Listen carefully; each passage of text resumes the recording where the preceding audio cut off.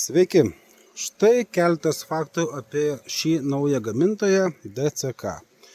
Pirmas. Nereikia jokių palydovinių antenų ir palaikyti radio ryšio nei su antena, nei su stotele. Jis dirba lazerio skanavimo principu. Čia yra lazerinis lidaras ir jis tiesiog visą teritoriją įsiskanuoja.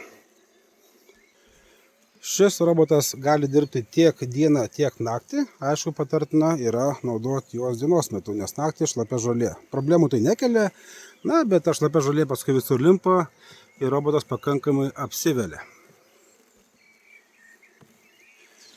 Trečias faktas – didelė baterija. Tai leidžia robotui per vieną kartą dirbti apie 3–3,5 valandos.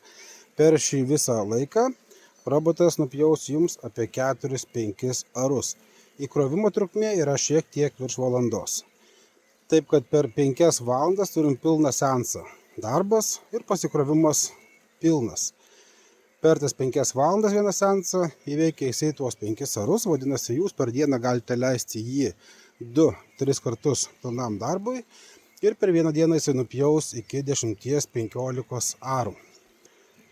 Išvada tokia, kad jam 20 arų teritoriją įveikti per 2 dienas, ne paras, tikrai nėra problema ir turim dar pakankamai daug rezervų. Esame testavę ne vieną lidarinį vejos robotą, kurie deklaruoja ir 20 arų, ir 30 arų. Ir tas testas mūsų truko labai ilgai, nes robotas labai ilgai dirba. Tam, kad nupjautų vien 20 arų šitą teritoriją, robotui reikia 5–6 dienų. Pradėjom leisti parom, tai trunka beveik 3 paras. Labai lėtai, nepaisant, ar ten robotas turi suvestas kliūtis, ar neturi kliūtis suvestas, ar lėtesnis jo greitis standartinis, ar greitesnis, skirtumo nėra.